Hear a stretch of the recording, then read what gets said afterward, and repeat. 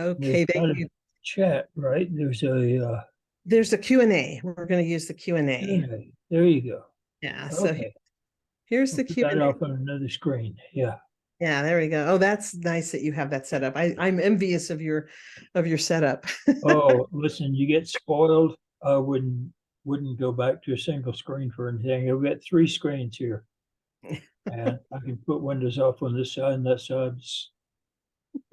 Grab something from one window and put it into a file on the other window, and it's great. Yeah. I know. Yeah, Pavel was always trying to get me to do that. And I just always thought I think I'll be too overwhelmed. So I didn't ever did it. But I do have, I have three computers around me right now, but I don't have these two turned on, so I'm not using the screens. Oh yeah. I heard that I can connect them and then I could do that if I connected them, but I'm trying to not make my world too overwhelming right now. Yeah. Uh, But anyway, so thank you, Tamitha. I'm so glad to see you here. Okay, so um and Ashley's going to be here. That's great. She says, sorry, I will come back. Okay, good. And Karsten's here from Germany, and Karen's here from Indiana. There's Aunt Ashley. She's back. And Tamitha is here. Good to see you both. Love and hugs. Anna Kelly, hello. And please let me know when I can begin asking questions. James, let's start. We've got 1 minute till 12, but let's start early. yeah. Let's start 30 seconds early. Ask a question, ask away. Let's start it. Let's go. And then Alma, if you don't mind putting your question in the Q&A, that would be really great. Because in this meeting, in a webinar, we don't have anybody who can talk. So you have to put it in the Q&A. Okay, so Kay, you're welcome. You're so welcome. Martin's here from Dundee, UK. Carrie Yeah. Conti, I love you. I'm so glad you're here. That's my little warning bell. And no, we can't see anyone, Pam, except each other, because only presenters can be seen. This is a webinar instead of a meeting. And the reason we make it a webinar instead of a meeting is because we wanted to make sure that that we had enough space for everybody, and the webinar can hold more people. We're actually probably pretty low compared to what we normally are, because we usually have, 200-300 people come and join us. And Donna Crockett Heath is here. Hi, Donna. Good to see you. Donna is the sister of Jim's best friend in the whole world, and she loves CRV, and we love Donna. She's super sweet. Susie Catlin, James Hall, Danielle. So great to have 3 meetings with you today. Danielle, I've got 3 meetings going today, and so this is one of the 3, and Danielle's attending all 3 of them. Sheila, really good. So I wonder, I don't know, is there a way, Trixie, that people are able to speak, that we can let people speak? We haven't tried that before, so I'm not sure. Okay, I don't know. We'll have to investigate that. But excuse me, if we're going to have, I had a situation happen just a couple weeks ago when I was going to teach a little, 1-hour special class, Lynn, and I couldn't get into my own meeting. And so Oh, yeah. I couldn't get into my own meeting, and Zoom said you've maxed out your capacity. So I had to jump into Zoom, pay a bunch of money, and up my meeting capacity. So now my meeting capacity is up to, we could probably start doing these on that Zoom meeting, so people can we can see them and they can talk to us. So maybe this will be our last webinar. Maybe from now on it'll be the Lyn and Lori Zoom meeting instead. Yeah. Yeah. That way we could actually hear you, and you can unmute yourself and all that sort of thing. So James, is that going to be too much typing for you? Can you dictate your thing? And I guess not. Alma says she'll ask a little later. And Anna said, I started the basic class a year ago, but had a family loss and I'm out of sync. Not sure where to loop back into the process. You are, Anna, this is for anybody in the world, first of all. And secondly, you have access to either Lynn or my classes forever, whichever one you own. And if it's my class, you can write to support@intuitivespecialist.com, and Trixie or Tanya will make sure you're back in the loop and that you're getting everything. That's what they're there for. Trixie is head of customer service, and she's awesome. And she starts her shift at midnight and gets off at 8 a.m. every day. So that's really tough. She's a tough cookie. Anyway, so let's see. It seems like they've changed some things on Zoom here, and I'm having trouble with the view. This doesn't scroll automatically, does it? Yeah, it does. You can, if you, I'm using my touchpad and I'm going up and down the questions. And I'm not deleting them this time, Lynn, so that you don't miss your place. Because before I was deleting them as we answered them. Yeah. But then it was hard to keep up. So then, okay, here's one. Lori Anderson asked, how can you learn the difference between your imagination and real RV data? How do you develop that confidence to tell the difference? And my answer to that is practice, practice, practice. Lynn, is that your answer too? That's the only way I know of. Yeah. Yeah. Over time, you just learn. It's like any karate martial art. It's you just practice, and as you do, your conscious and subconscious get to working together. They get to where they talk to each other, and you can start distinguishing between them. Yeah. Yeah, and that's truly, and one of the things that I noticed, Lori, is that over time, the conscious and subconscious minds start developing a friendship. It takes a while though. Initially, I remember, Lynn, I remember you saying to me one time, in the beginning, they're like siblings that just can't get along and they're fighting each other, and you have to put them in a room and say, you two aren't coming out until you can get along. And that's what says, I want to be in charge, and I want to be in charge. I want to be in charge. Yeah. So that's pretty normal. And if you accept it in the beginning, it makes it so much easier. If you don't fight it, it's just part of the deal, as they develop. So I hope that helped. And Susan Martin from Louisiana, you guys look great. Thanks, Susan. We do our best. I think Lynn looks amazing. Pam O'Connor, I was not able to make the kickoff meeting. Did I miss anything? Oh, Pam, that recording will be available to you, and you missed a ton. But Trixie will make sure she'll post it in the forum, and she'll make sure you guys get it, the link. To it, so you can watch the replay. And then James Hall, I knew long ago. At times, I could sense things. Are these things connected? I think so. Do you want to elaborate on that, Lynn? Yeah. Almost all psychic functioning is basically just coming at the same ability from different directions. The CRV comes from a controlled, structured method that lets you, get the information. But just knowing, dowsing, anything like that, you're just coming at the same thing from different directions. The use of your psychic subconscious mind to give you information. So it all works together, and you'll find that as you enhance one way and practice it and master it, it automatically enhances the others. So the thing is, like if you practice CRV, practice it as CRV. And then if you have one of the other methods, practice it as its method. Okay? Don't try to mix them. You just dilute either one. And so, whatever method has been used, use it. It obviously works. So use it.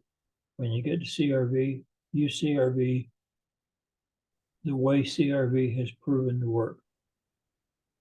So yes, and for those of you who might be curious, like, well, okay, like I'm a tarot reader, or I'm a rune reader, or I'm a psychometrist, or whatever your specialty is. the way, when you get into advanced, what we teach you to do, by the time you really have the structure of CRV down, then you have that tool. CRV is a tool. Yeah. It can also be kind of like a basket that holds a lot of other methodologies, only if you do it right, though.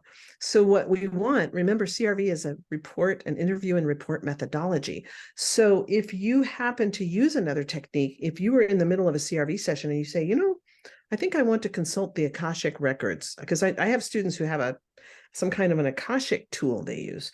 Then you write, okay, it's 3:15 p.m. and I'm going to go consult the Akashic records now. And then when you're done with that consultation and you come back and you say, I'm resuming my session, it's now 4:30, and here's the results from my Akashic record consultation. And you put that in there in the structure of CRV. And then you put, okay, now I'm done reporting that and I'm going back into the CRV structure. You keep it delineated, because then you can database it and find out which method is actually more accurate for you. Right. And that's pretty cool. But And you're that way, definitely yeah, that way you're using the other method to get the information and using CRV as your reporting tool. It's a structured reporting tool. Yeah, I tell people, you know, you can stop and cast runes, or shoot, you could even go gut chickens and read intros if you wanted to, but the information you get, you come back into the CRV to report it, and it all organizes. It organizes it for you. Yeah.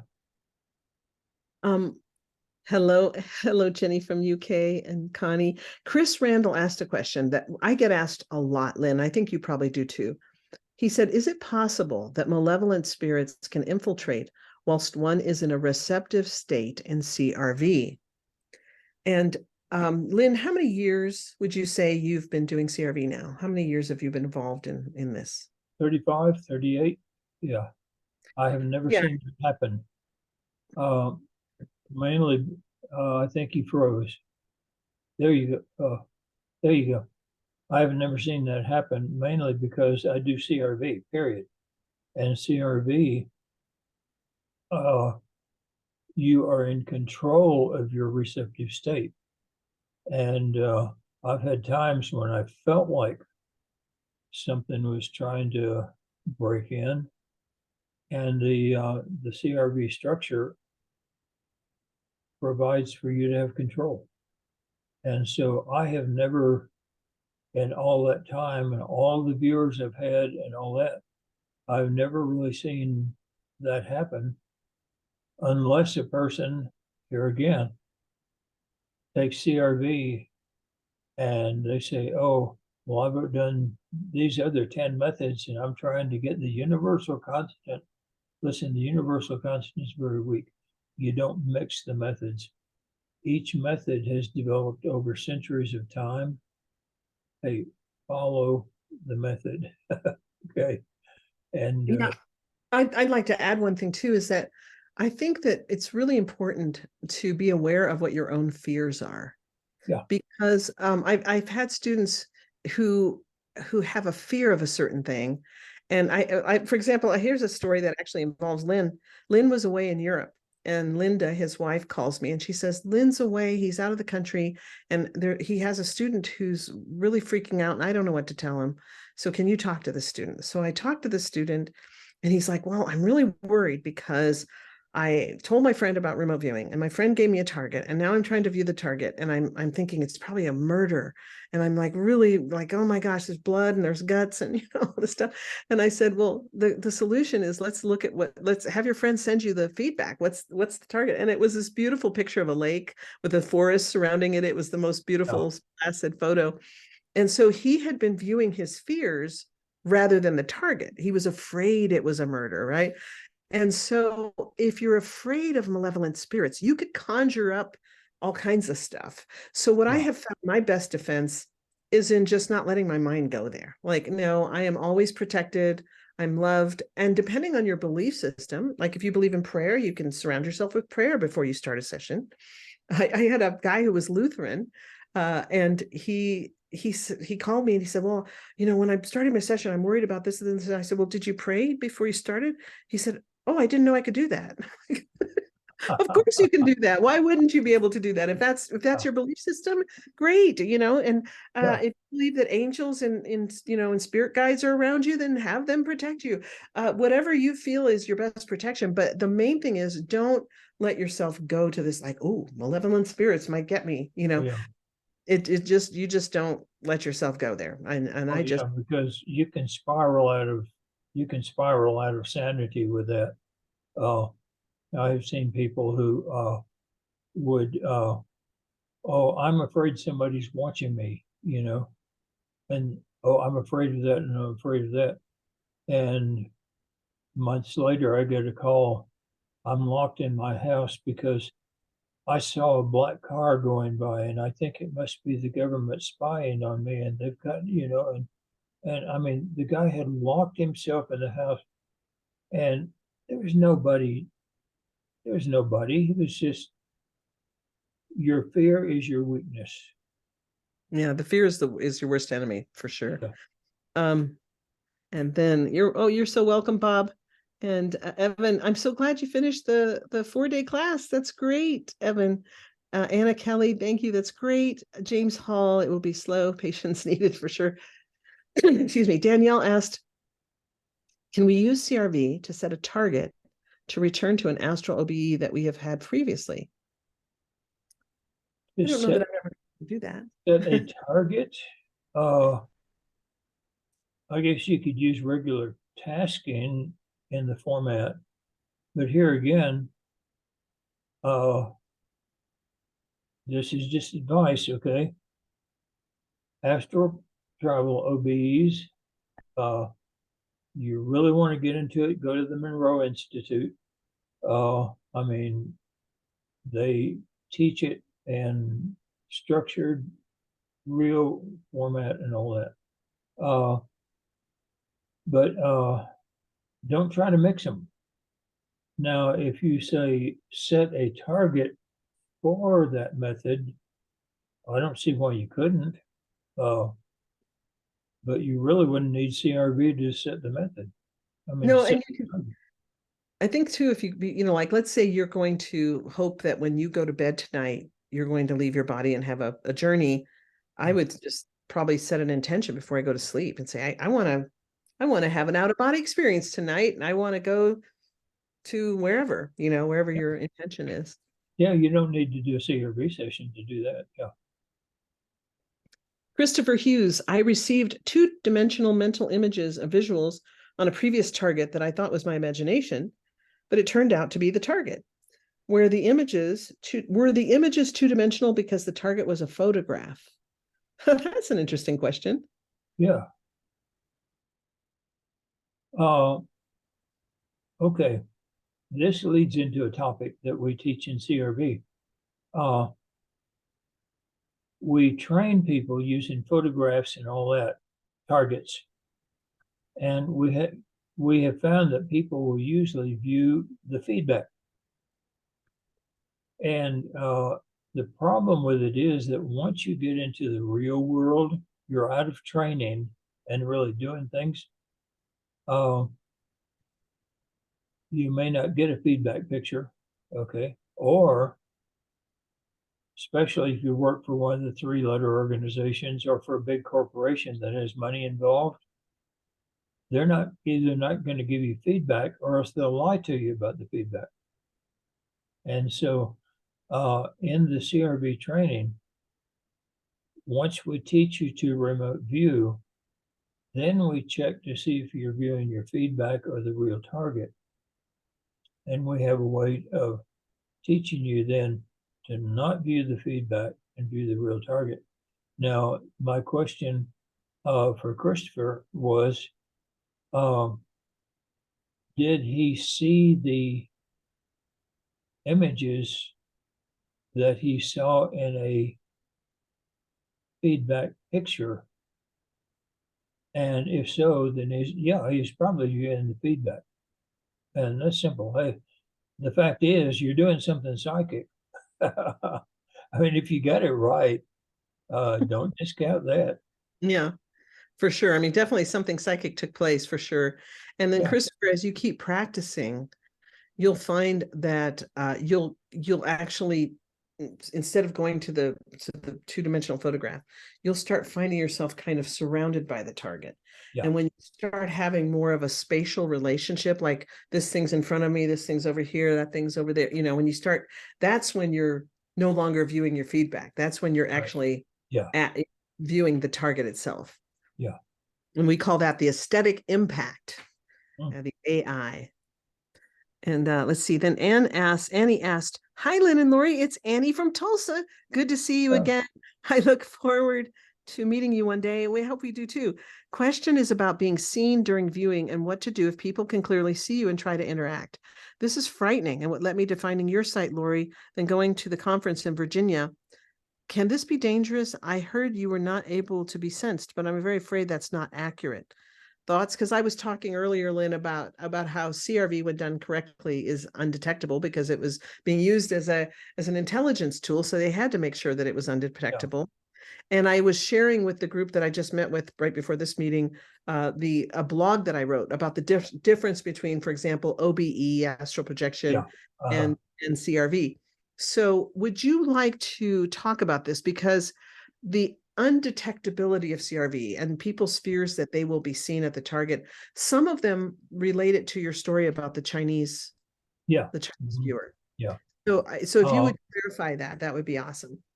You've already given the answer right there when you said, if done correctly.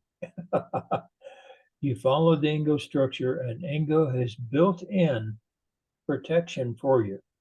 He built in protection for the soldiers. He built it in for us. And if you get sloppy on the structure of CRV, you get sloppy on that protection. And so if you learn the CRV and do it correctly, yeah. Now that time when the Chinese found me, I went back and looked in my session. I was out of structure. So so it was my own fault. You know, I did it. Well, that's good to know. I don't think I've ever heard you say that before. So that's very interesting. Yeah, I get out of structure a lot.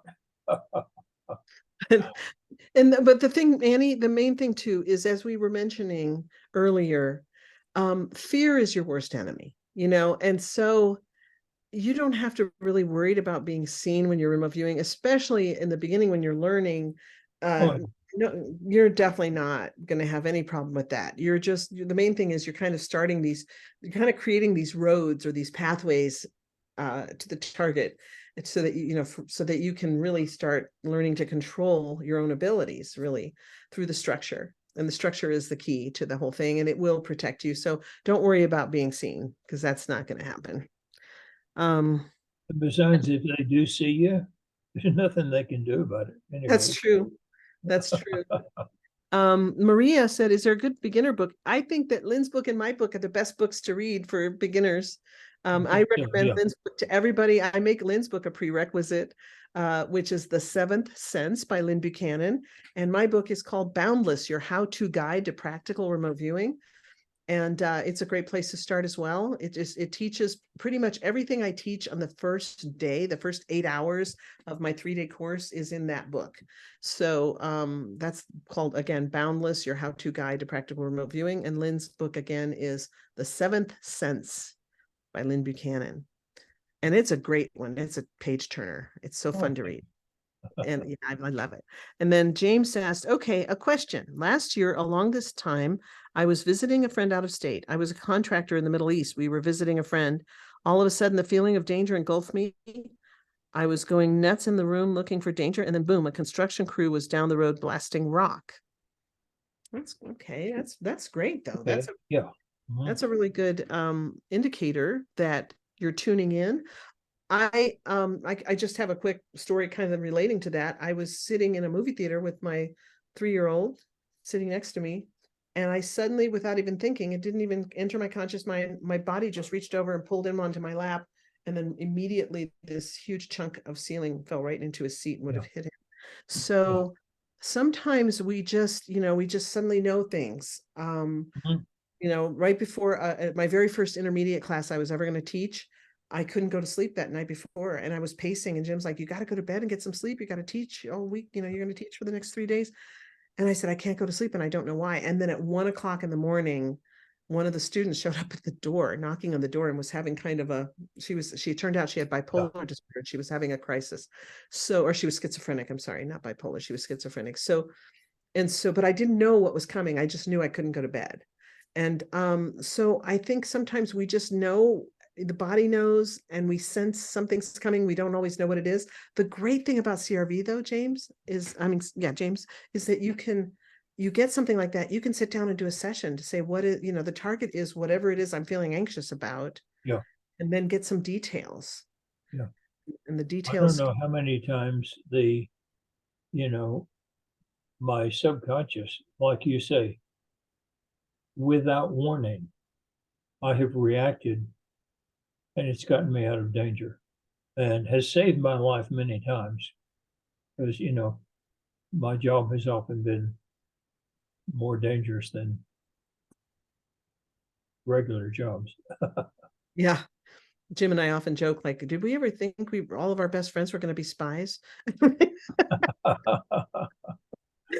Evan said, I have an energy healing, distance healing background. The first person that showed me the RV process mentioned breaking through a separate process. I noticed you didn't really do that in your demo. Is it necessary to do a process like that in CRV? I'm not sure I understand. Does that mean like a cool down beforehand, or what? Like a protection process, or a preparation before you start your CRV session? Is that what you're asking about, Evan? If that's what you're asking, it's different for different viewers. Some viewers like to do something to prepare, like in the military. Some guys would listen to scriptures on tape. Some guys would listen to acid rock. Some people would, Lynn, you like to do a series of things like clean your sock drawer, mow the lawn, do your session. Yeah, for me, no preparation at all is the best preparation. Yeah. Yeah, and then I find that I have more successful sessions. Number one, if I've gotten a workout in or some kind of exercise beforehand. And number two, if I have had a chance to just kind of get quiet and do a little meditation beforehand, right before, I find that I do have a better accuracy rate. Yeah, a caution there.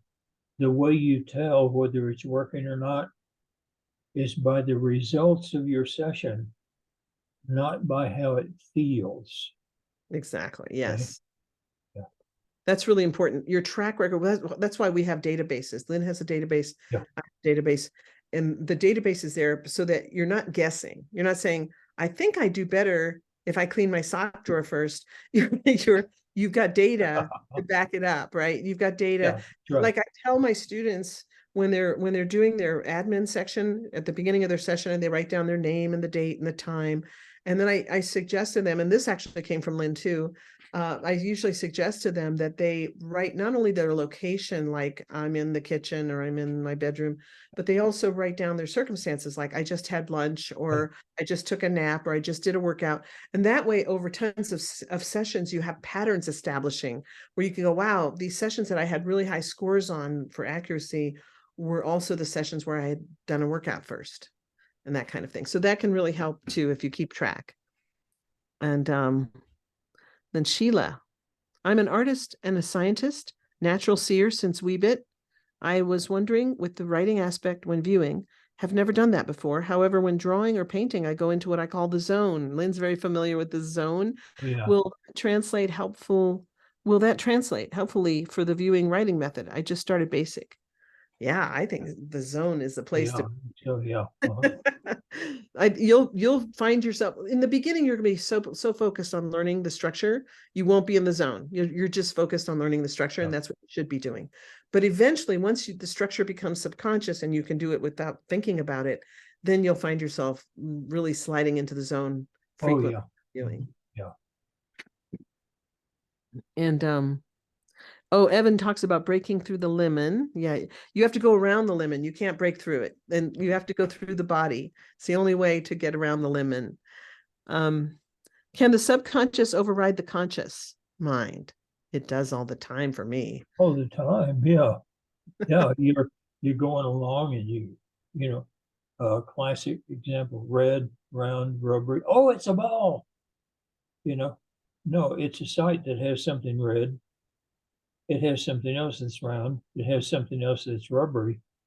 But your conscious mind jumps in and says, oh, I'm going to do this viewing. You got those things? It must be a ball, red, But round, rubbery. Yeah. well, it's in the beginning, it feels like your conscious mind is stronger than the subconscious. Oh, But let yeah. me tell you, the subconscious mind is very strong. And Sure. I don't know if any of you have had experience with PTSD, post-traumatic stress disorder. But I was attending a conference and it was the last day of the conference and people were standing on chairs and singing and everything. And I had a PTSD experience and I didn't even know it was coming. But that showed me how strong my subconscious was, that I could have my whole body react to something when I didn't even know it was coming. So the subconscious mind can be very strong and can definitely override the conscious. Yeah. Yes. And then Jay says, hello from Australia. Appreciate being here. Oh, thank you, Jay. Do you recommend meditating before doing CRV? I really think it depends on the individual viewer. Some people, meditation drives them nuts and they just, it makes Yeah. them antsy and they don't do well. Other Same people, here. Same here. Yeah. yeah, and other people find, how there's those relaxation things where it says, tense your toes and now relax your toes and tense your legs and relax. That stuff drives me wild. It makes my whole body spastic feeling. It feels like I'm just, but I recommend that people try all these different methods. And I have one student that found out that the best method he does for clearing the mind, getting it off of the world around him, the troubles of the day, and all that, is he will go out and stack rocks and balance rocks into a pile so that they're balanced and they're really, I mean, he does some really fancy work. yeah, And in all of that balancing and all that gets his mind off everything else. Then he'll sit down and do a session and he's not worried about anything else. But everybody has to find their own way. Yeah. yeah, I find that what helps me, and this isn't necessarily, and I do meditate, but I find also that I make these little things like that have these little Oh, yeah. beads on them. And I find that just making little art projects and things sometimes just kind of gets my mind away from all the other stuff. So I just kind of get into this Zen thing of putting these little dots on this thing. And But I I say, do I it. say that I don't do any cool down. Actually, I do. Like Lori said, I would go clean the car, mow the lawn, uh, clean out part of the garage and all that. Never clean out. That's a never ending job. Clean out a section of the garage, do the session, go out and do something else, and just wham, wham, wham, wham, wham. But if I don't do that, those other jobs to get my mind off of the day. Yeah. So I do those other jobs as a way to get my mind off, do the session, and then move on. So that actually is a cool down for me. Yeah. Yeah, I like to do personally, like I said, I have to do some kind of a workout and get my Oh, yeah. body. Otherwise, I feel like all my energy is stagnant and I'm all in my head and I need to get out Yeah. of my head. So I like to go for a walk and get outside and look at the trees and the sky and that kind of a thing, and get something going. If I can't go outside, I like to do some kind of a dance or, put on a dance video or something and just get moving. And then as I sit down to do the session, personally, and I come from a missionary background, I sit down to the session, I say, please let this information be really accurate in what the person needs, or if it's practice, I'll just say, just let me really learn something great from this. And then I just take a few deep breaths and just kind of quiet down and then I jump in. So I don't know if if you'd call that meditating, but it's a very short meditation. Then Lyn and Lori, have you ever used CRV and ERV together? I just joined, so I haven't seen the questions before this. Dax, that's a great, can I take a stab at this one, Lyn, and just answer for myself, and then you can answer for yourself. It was many, many years after I had started studying CRV with Lyn. I was doing, I believe it was a paid session, and I started the session and I found myself kind of slipping into an ERV state, so to speak. And then to do that, you have to have a monitor, because the monitor, you know, my husband, Jim, would be like, can you tell me what's going on? Would you like to write that down? Could you sketch that for me? He would interject these little questions, you know, would you like to, could you say that out loud? You know, he would just say these little things quietly to me, so that I kept writing and I kept talking and kept reporting. Because if you just disappear and stop reporting, which happens when you do ERV, then you're of no use, because you're not getting the information down on the paper. So I call that, it's a very developed skill that really you have to be pretty highly advanced in your remote viewing skills. I say you almost have to reach the world-class level to do it properly. But and you still have to have a monitor. You can't do it alone. And so, but when you do have a monitor, you can do what I call toggling the line, or surfing the quantum wave, where you are kind of right in between there. But again, it's a very, very, it's like a ninja skill that you know wouldn't be. It took many, many years of practice before I got to where I could do that well. And I remember the first time it happened, it freaked me out, and I went to Mel and I said, Mel, this thing's happening. And he said, oh yeah, you know, that's what I do all the time. And we kind of compared notes, but I before that, I didn't even, never occurred to me. Yeah, and that, you know, zoning out like that is sort of the ERV state. But in the military, we use the real ERV, not the one that's being taught to the public now. And the real ERV, you have to have a monitor, period. This ERV they're teaching now, oh yeah, just give yourself a cue and go to sleep for a while and come back. Yeah, that is in no way ERV. It's really not. Yeah, and Jim and I, when we had, every year before the pandemic, we used to have a summit, and that summit was really focused on ERV, and he and I are both hypnotherapists, so we would do the real ERV with, like they did in the military. They would be, the viewer would be, we used recliners. We have 8 recliners in this house. I think we could have a big ERV party. No, I'm just kidding. Sorry. I'm just kidding, guys. I'm just kidding. No, but we did have those, and it was really, really fascinating. And then Anna asks, so CRV is not crackable in the sense of counter access, whether human driven or AI or otherwise. My curiosity is stemming from CRV initial use with the military. I don't know if I would say that it's not crackable nowadays, now that they're coming up with all kinds of things that we probably don't even know about. But if done properly, I take it by crackable, she means nobody can invade your session. Yeah. It is crackable. In the military, we developed a way to invade a person's CRV session unnoticed, even though they were in structure. However, you better have mastered CRV to do it, or else it's not going to work. And so, you know, I mean, way beyond advanced level and all that. But there is a way. But for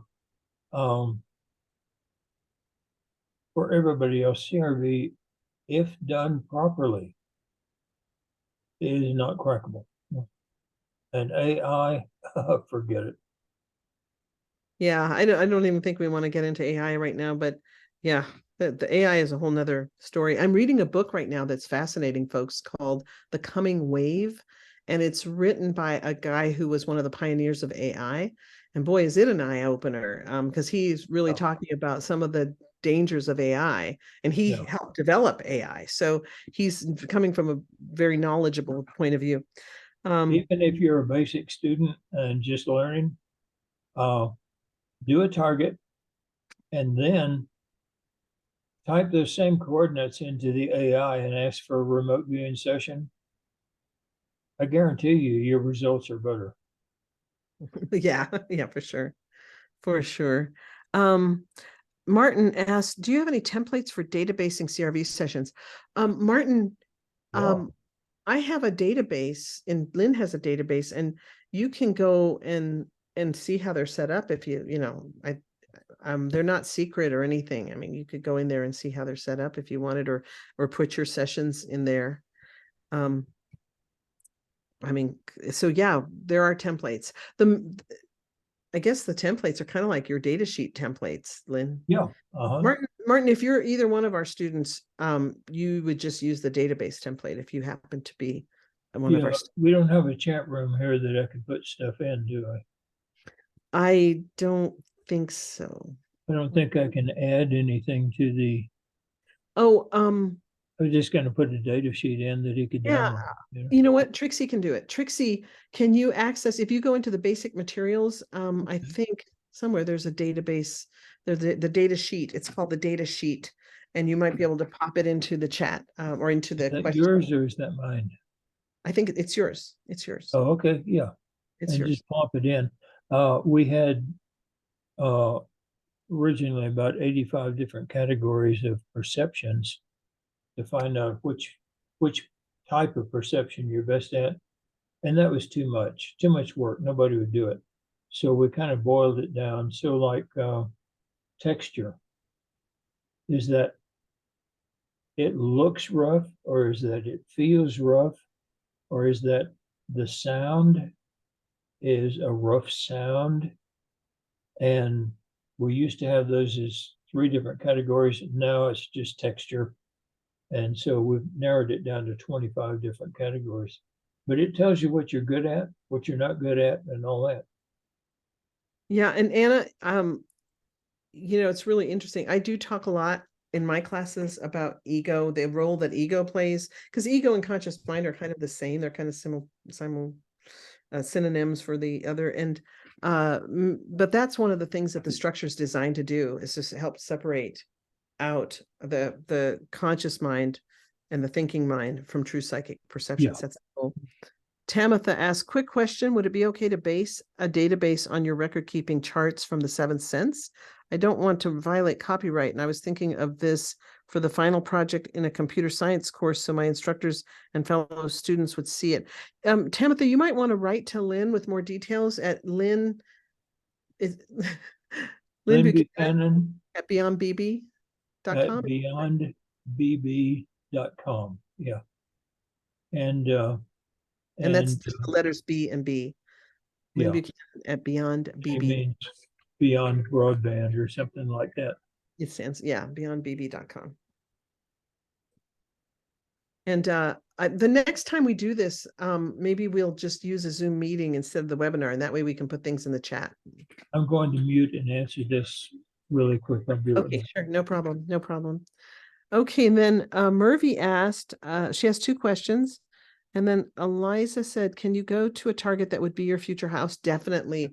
And Eliza, if you go to the blog at my website at intuitivespecialist.com, there's a blog called How to Find Your Perfect Location, and it will talk to you about that. It mentions that about viewing your future house. Also, if you go to my YouTube channel, Intuitive Specialist YouTube channel, there's also a YouTube thing on how to use CRV for yourself, and it talks in there about houses and remote viewing houses. And then Shay says, I loved your 4-day class and was on point with the target. I volunteered to find missing children in my country, so I was wondering, how do I set the missing person as my target? How do I assign a number to it? Any information with this can help save innocent little kids. So are you already volunteering, Shay? You've been doing that for a while.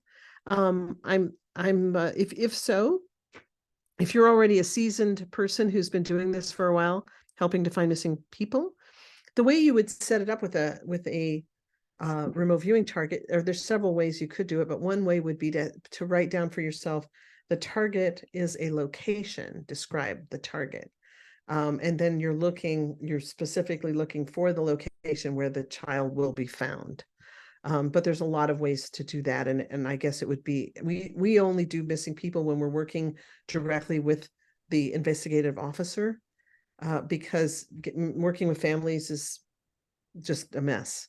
And if you try to do something when you haven't been asked to do it, usually the investigating people will throw it in the trash, and it's a waste of your effort. So we only work when we are requested to work on something by the investigating officers. but they can also guide you as to how this needs to be set up. Like, do we need to know where the child is right this minute, or do we need to know where the child will be found? Do we need to know when the child will be found? Or are we trying to track where like if the child's been kidnapped, like where the kidnapper's taking the child and where they'll be tomorrow and where they'll be the next day? There's a ton of different ways that we've, in the past, my years of doing this, that we've set this up depending on the need of the moment. Advice is never work for the family. It puts them on an emotional roller coaster. It gets them to where they don't think the police are doing anything, so they go out and start investigating. And when they do, they trample over evidence and Or put themselves in danger. yeah, put themselves in danger and all that. But if you do work for the family, and hey, never work for somebody who says, I read something in the newspaper about a missing kid, would you? They're not going to do anything, with the information. You're wasting your time. And if you do work for someone, let the police know about it and provide them the information. Even if they don't use it, at least they know that the family is not trying to undermine their work. Because many times if the police say, oh, well, they're hiring a detective or a psychic, okay, we'll move on to another case. Okay, so it can be very detrimental if you don't include the police in on it, and not just the police, the investigating officer, the detective that's in it, involve them personally, or at least let them know you're doing it. If you do, it makes all the difference in the world. You have to be careful though, because one guy I know did that, and then he ended up becoming a suspect because his information was so. You will. They thought, they were like, how do you know where the body is? You must have killed the guy, so there's you have success, you're a suspect. Yeah. Yeah, so it's a sticky wicket, the missing people thing. Murphy asked, I find that I get a lot of stray cats. Is that common? It's very common, especially in the beginning, Murphy. Yes, it's just part of the process of the left and right brain working together, the conscious and subconscious minds. I have no accuracy to speak of. I'm still learning the structure as well. Need to refer back to my notes at times to remember what comes next. Can I expect I will start actually getting targets at some point? Yes, accuracy comes. Focus now on the structure, and when you let go of accuracy and give yourself permission to make shit up, if you don't mind my saying that four-letter word, give yourself permission to make shit up. That was a huge turning point in my own viewing, because before that I was so worried, what if I write this down and it's not right? What if I get it wrong? And all that. And then your conscious mind just is in charge, and it's holding back, and it's editing everything, and it's criticizing you. But when you say, I'm just going to have fun and give myself permission to make stuff up, that's when things will really flow, and you're not thinking about accuracy anymore, and staying in structure. Stay in structure. That's important. You make stuff up, stay in structure. Okay, in reporting it. When you're training and learning CRV, we have pictures in envelopes. Okay, if we want to know what the target is, we'll open the envelope and look. We don't need your accuracy. We need you to learn how to remote view. And so in the basic course, just learn to remote view, learn to use the mental tools and all that. And you'll find that on those times when you have a really bad session, you can go back over that session and you can figure out, oh, here's where I messed up, here's where I messed up, and all that. You'll find that that bad session is one of your best teachers. And if you do that with a bad session and you learn from it, that's a good session. It is, really, that's so true. I love it that you said that, Lynn. I love that. That's so important. We don't need you to be accurate. We just need you to learn to remote view. That's so great. Remote view. When you get into the intermediate course, you've learned the tools, you've mastered them. Now you know how to remote view. Now we'll teach you how to get accurate on the targets.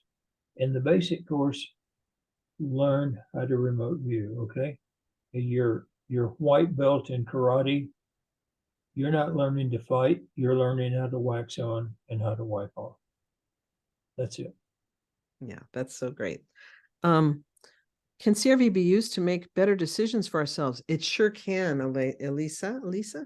You definitely can. And a lot of classes teach that. We teach it in every class: basic, intermediate, advanced, post-advanced, and also the associative remote viewing course. All of those teach you how to make better decisions. And we definitely, I really focus a lot on that. I think Lyn probably does too, on how to use CRV to help you in a practical way in your day-to-day life. And then we've got Pam O'Connor. Oh, Lori, I'm so glad to have a forum where I can share what has been going on with me for decades. I have smells, tastes, dreams, visions, have had OBEs. I spent my career in corporate America and now want to do this very much, incorporating into my coaching, perhaps. Where do I start? We'll start by taking a course. That's you got to start at the very beginning. Start at the very beginning. It's a very good place to start. So that's where you have to start. You have to start at the beginning with a basic course. And Lyn offers one, I offer one. If you have tomorrow, I'm teaching a 3-day workshop. So if you want to go through a live course where you can ask questions throughout the time, that's the way to go. Some people don't do well with video courses, because like I have spent money on video courses that I've never watched. So some people just are like that. They'll be like, I want another video course, and then they don't watch it and they've spent money that they're throwing away. So I always still offer live 3-day workshops, and I'm starting one tomorrow, and it's basic, and you can still get in, but you'd have to write to support@intuitivespecialist.com to get in now, because we're right at the last minute, but you could still get in there and take that. And that's a fast track, because instead of taking 6 weeks or however many weeks to study it online, you could, on a video, you could have me there live just like I am right now. So that would be a good place to start. If you can afford that. That's more expensive though than a video course. The video courses are less expensive, but that's the only place to start. And then, and also, if you are in a basic course, it's really good to be in the club. We offer a free months in the club when you sign up for the basics, so that you have mentoring, and we meet and you have assignments. And Lyn has the same thing for his students as well. He meets weekly. You meet weekly, don't you, Lyn? Yeah. Or Yeah. so it's so we have several meetings a month. Lyn has several meetings a month. You definitely want that follow-up and the community with other students as well. That's really important. And you have to remember too that CRV, controlled remote viewing, is different from remote viewing, because in the training we teach you control, and just remote viewing can be, remote viewing is a new age word for psychic, and usually there's no structure, there's no control or anything, but we teach you the English one, controls, how to do psychic work in an organized, controllable way. So it does require a class. It's not I had one person call and tell me they caught remote viewing they caught CRV at birth, and they've had a bad case of it ever since. You just don't understand, fella. Daniel asked, at what stage do you get beyond describe, don't identify? You don't get beyond it, Danielle. That's our main tenet. Right. Describe and identify. The goal is not to identify the target. That is not the goal. The goal is to give enough information to the tasker, the person who needs the information, so that the tasker can solve his or her problem. Yeah. And it's not our job to tell them the answer. Our job is to describe it, describe the location, describe the person, describe the event, describe the activity, describe the process, describe the solution, describe, there's many things we can look at with CRV, but you always hold on that. We never let go of that mantra, describe, don't identify. That's we had a general come in, and I think he had given the task to a psychic, and they had come back and they had said that what you're looking for is a huge building. And the general said, Yeah, I know. I've got a picture of it right here. I know it's a huge building. So you're psychic. I gave you blind tasking. You told me it's a big building. Hey, I've got a picture. Tell me about the building. Tell me what's inside and all that. And here's where Joe McMonagle, of course, went inside the Russian building, told them exactly what was in there, drew pictures of what was in there, and described everything. And generally, when somebody tasks you on a target in real life, they already know what the target is. You know, they want you to describe and give details about what the target is. They don't want you to just magically say, oh, the target is what you've got a picture of.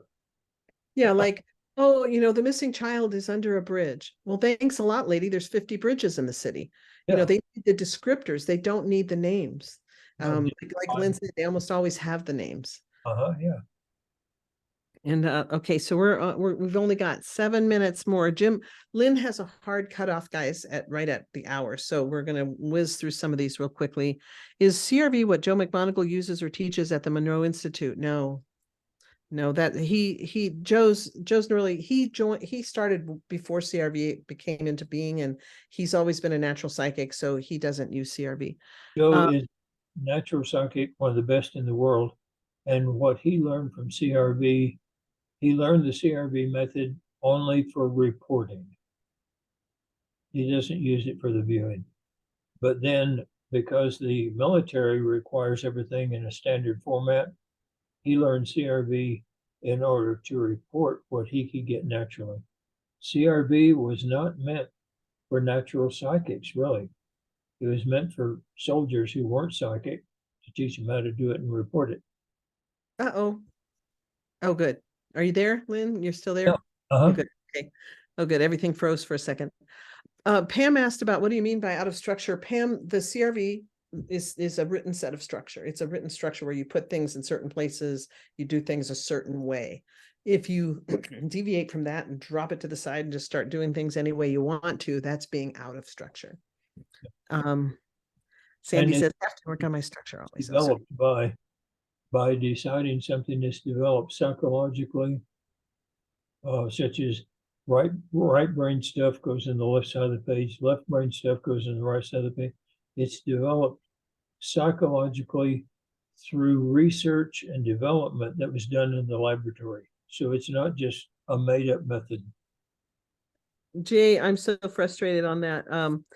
We've passed quality control now, though, and I just have to send a letter to ACX, who handles the Audible books for audible.com, and say, hey, now, what's the holdup now, and see if there's any holdup or if they just need a little shove to get it going. But it is available, everybody. My audiobook Boundless is available as an audiobook. I'm reading it. I'm the narrator, and it is on Spotify and Google Play currently, and hopefully very soon will be on audible.com. Seventh Sense is also on Audible now. What is? The Seventh Sense. Oh, great. Okay, awesome. That's great, because audiobooks are great. I wish you were reading it, though. But it was done professionally. It's better than I could do. Yeah. Oh, okay. Because yes, that's right. Because you got the Seventh Sense done by what was the publisher? No, is it Simon and Schuster? Yeah. Simon and Schuster, yeah. Richard Petrovsky. The guy that did it never pronounces the Russian words right, but anyway, the book is good. Richard Petrovsky says, what do you think of the following book, The Ultimate Tasker's Guide? I haven't seen it. I just found out yesterday that I know Ralph. Ralph and I used to be really good friends. We just haven't talked in a long time, but I just found out yesterday from a post that Ralph put out that he has written a book. I didn't even know that he had written a book. So I can't give you an answer, Richard. Thank you. The experience was prior to learning about the cause to research. Okay, so that's not a question. So let me go on. Anonymous, let's see. What is my first time hearing of CRV, but my intuition has always been on point. I have been able to been happy to have come across the webinar. Okay, let me see. I'm looking for, no, Susie, I don't teach hypnotherapy. Okay, let me just see one. Christopher says, thank you for being pioneers and teachers. I'm just seeing if there's any questions that I'm missing. How do you feel the contemporary practice of CRV, if done correctly, will collectively benefit ordinary civilians as we begin to understand we are more than this material realm and to see beyond the physical narratives present as presented to us? That's my whole vision, Christopher, is all it will do, if that really happens, all it will do is just change the world and the future of humanity. That's all. That's all. Yeah, I mean, I think CRV has the potential to save the species, really, but Oh, yeah, I do. only if people put in the work and make it. I mean, I have now a group of people who've really become like world-class viewers. Yeah. And then now we're working on things like project management and then once you solve the answers to 0 point energy, for example, who do you take that information to? You know, and that you have to deliver it to the right people. There's a lot more involved than people think. But yeah, there's some that are still classified and all that, but in the military, we have changed the future of humanity for the better. Also, do you guys remember when COVID first came out? Everybody was in the world was sending me YouTube videos and saying, "Oh my gosh, look at this!" You know, and they were all these YouTube videos, and then of course there was the news media, and do we trust the news media? So what I kept telling my students is, that's why you are a remote viewer. Now, Yeah. instead of listening to YouTube and listening to the media, do a session and get your own answers and keep yourself as unpolluted as possible so you can get pure answers for yourself instead of just what is being presented to you. Yeah. Chris Randall, I'm loading the dishwasher. I'm only loading the dishwasher. I love that rant. I use that too, Chris. Especially like what am I going into this room for? To remind myself. Does an enhanced sensitivity occur even after basic training? Yes. I found myself to be overall seemingly more sensitive to, yes, it heightens just learning this heightens your sensitivity. People tell me their dreams have become much more precognitive, that during the day when they're not doing a session, they're much more aware of what's going on around them and much more sensitive. The ambiance exercise is really important, guys, for In that. the series of the seventh sense, there are several exercises. If you practice the ambiance exercise, the go hug a couple of trees, and I just had a senior moment. But if you practice those exercises, listen, your sensitivity to the world around you, to other people, to the future, all that is going to just blossom. And those are in the appendix in my book. Yeah, they're exercises. Monica, shadow people, there's theories about shadow people. The theory that they're remote viewers is just a theory. And there's no proof of any of it. So your guess is as good as mine on that one. And Dax says, thank you. Therefore, one should always use a monitor. That we have Dax, we have tons of viewers that don't have the benefit of having a monitor and do amazing sessions. Yeah. I think, though, that to get to a certain level, you definitely have to have worked with a good monitor, and that your sessions will get better and better if you have a good monitor. Now, bad monitor, no, good monitor is the key. And so anyway. Bad monitor. If you have a bad monitor, it's better to work alone. Yeah. And that usually means a trained monitor. Yeah. Yes. Okay. So I think, folks, though, Lynn, it's 101. Didn't you have that plumber coming? Lynn's having a little bit of a plumbing issue, and his plumber. That was him that called, and I said, if I'm still on the thing, he knows where the pump house is. Okay. Do you want to answer some more questions? Oh, sure. Yeah. Okay.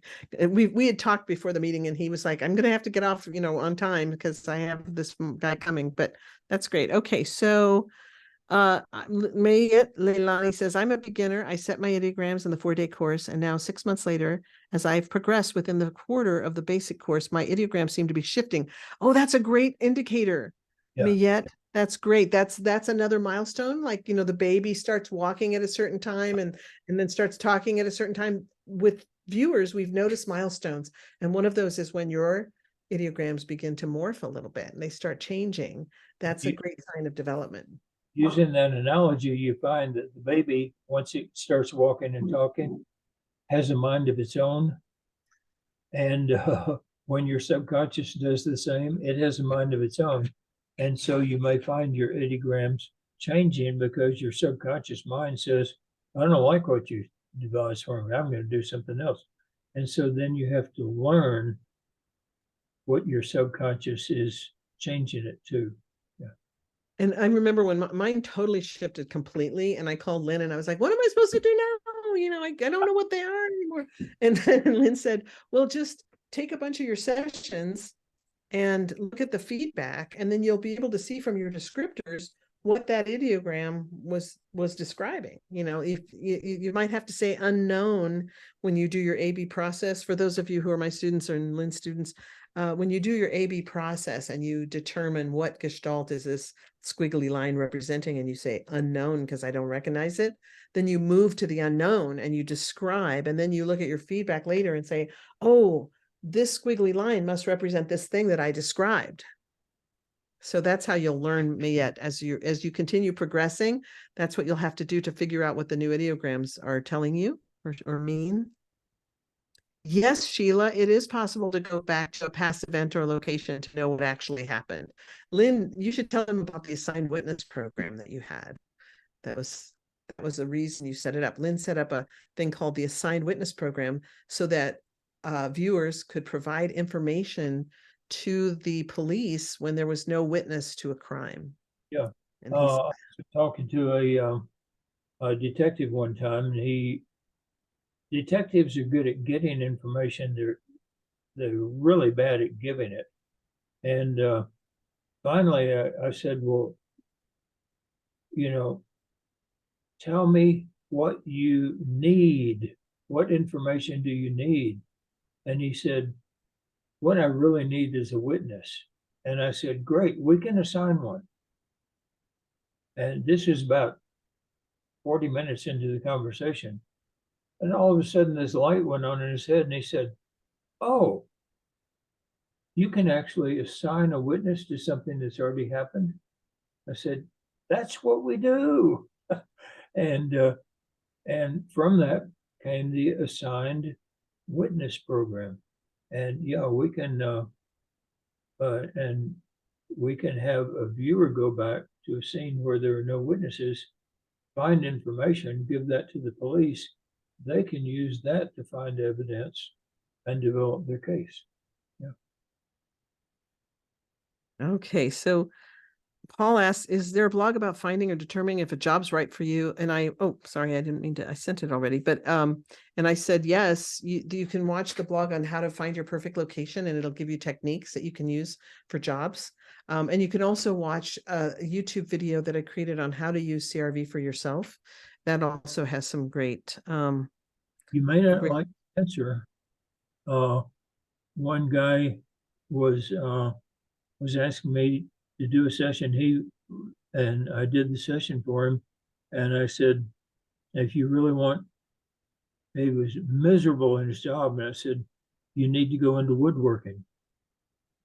And he said, I've never done woodworking in my life, and that's ridiculous. And he just basically cussed me out and said, you know, you're a fake and all this other stuff.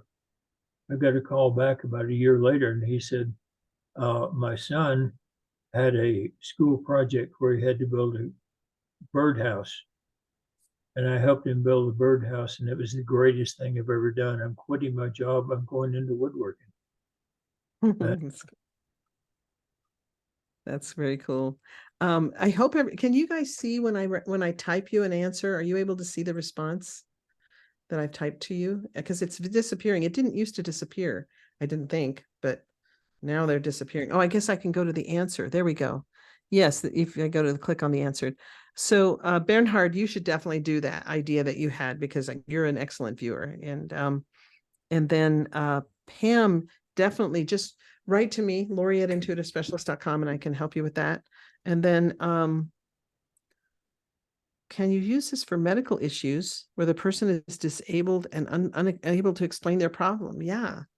Yes, you can. A person is just like viewing any other location. If you're trying to look at someone's body, my son is a very highly trained nurse practitioner, and I was having a pain that wouldn't go away, that seemed to be getting worse. So I remote viewed it, and I called him and I said, okay, I have this pain, here's where it's located, and this is what I saw when I remote viewed it. And I described what I saw, and he said, oh, I know exactly what that is. It's the scar tissue from the surgery that you had, da, da, da, da, da. But because I described it to him, and I said, it looks kind of like one of those old pot holders that we used to make as kids in school with the stretchy bands, and we would weave them. And I said, it looks like one of those. It's kind of all woven and it's kind of white, and it's, and it's right over my liver area. And he said, oh, that's the scar tissue from your gallbladder surgery.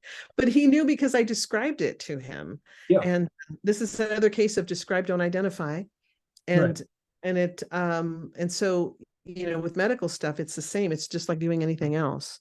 This is way beyond advanced level, but we have had great success of accessing a person who's in a coma at the subconscious level, and on the subconscious level, help them work their way out of the coma. And so, yeah, it's this is a very useful tool for medical reasons. Yeah.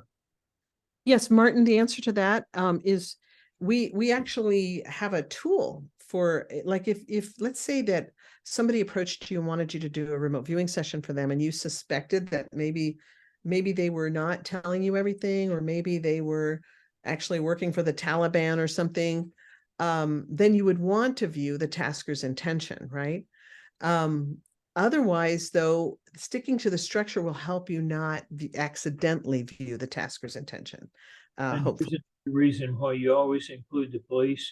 Somebody wants to know, who broke into my home and how can I find my stuff back and all that. And you think, okay, well, I'll just do that. No, involve the police, because they go out and they kill the person who broke into their home. You don't want that. Keep the police involved in any police case. Yeah, that's important. And also one thing too, that with missing people that you have to watch out for is, let's say a father calls you and says, my adult daughter, is missing with my granddaughter and I need to find them. Please help me. And in reality, the daughter has a restraining order against him for some reason. That's the thing, is that's why we don't just do this stuff willy-nilly, because you really do need to make sure you understand. Oh, and then somebody asked if they could book a private session with you or with me. I'm currently not doing individual that type of thing anymore. And Lynn, are you doing that at all? Private sessions? Trying to get more books written, more video lessons done and all that. We have a lot of teachers though. We do. And we have I have a lot of advanced students who are at the professional level who, so if you could write to support at Intuitive Specialists, we could definitely hook you up like that.